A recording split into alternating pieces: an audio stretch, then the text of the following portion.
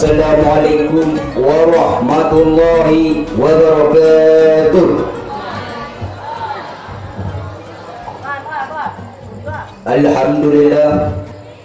Alhamdulillah rabbil alamin, wa bihi nasta'inu ala umuri dunya waddin, wa ala alihi wa sahbihi ajma'in, amma ba'd.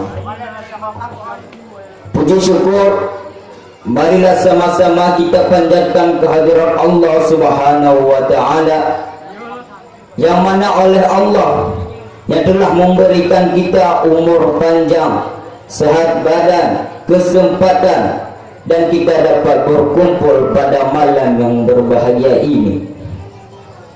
Salawat diiring dengan salam juga tak lupa-lupanya kita sanjungkan kepada Nabi Muhammad sallallahu alaihi wasallam, yang mana oleh beliau telah merubah bola pikir manusia dari alam jahiliyah ke alam Islamiyah, dari alam yang tak pernah kenal kasih sayang ke alam yang penuh kasih sayang, seperti yang kita rasakan pada malam yang berbahagia ini.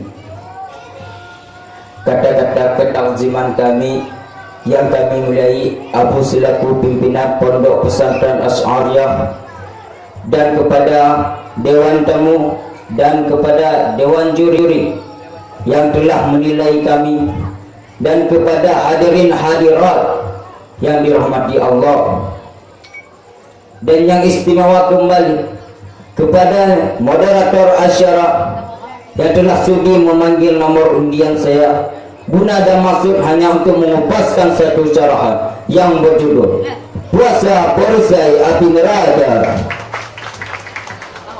Kaum muslimin rahimakumullah, Ramadan merupakan salah satu bulan yang suci, bulan yang istimewa. Kenapa? Karena Allah Ta'ala telah menjanjikan ampunan dosa hamba-Nya yang telah lalu, dan Allah akan melipat gandakan akan pahala yang kita lakukan dengan ikhlas. Hal ini jelas dikatakan Rasulullah sallallahu alaihi wasallam, diriwayatkan oleh Abu Hurairah, barang siapa yang berpuasa di bulan Ramadan dengan iman dan redha kepada Allah, maka akan diampunkan dosa-dosanya yang telah lalu. Kaum muslimin rahimakumullah, yang jadi pertanyaannya adalah, berapa pahala puasa, Bu? Berapa pahala puasa, Pak? Ada yang tahu enggak? Jawabannya tidak tahu.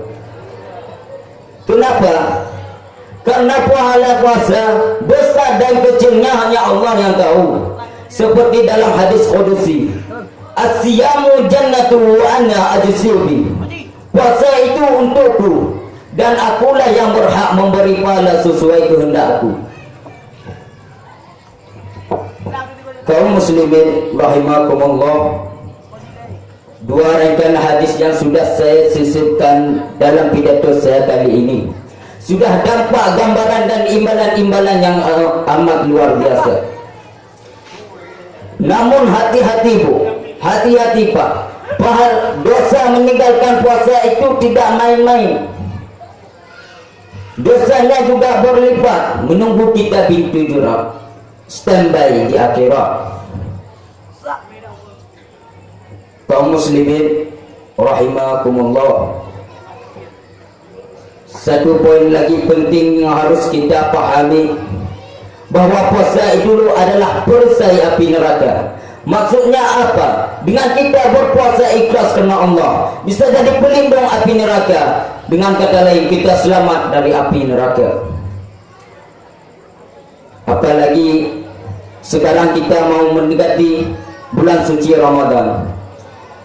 Warnailah Ramadan kali ini dengan penuh ketakwaan, seperti tadarus, sedekah, dan lain-lain. Kaum muslimin rahimakumullah,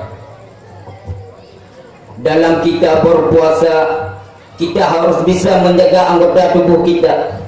Seperti mata dilarang melihat yang tidak diridai oleh Allah, sama halnya juga dengan telinga, kaki, mata, kaki, tangan, apalagi mulut dilarang mengunjing dan mengupat. Kaum muslimin rahimakumullah, dari pidato saya singkat ini dapat dipetik beberapa kesimpulan. Ramadan merupakan keistimewaan dan kesempatan kita untuk melipat gandakan pahala. Yang penting warnai Ramadan kita kali ini dengan penuh ketakwaan.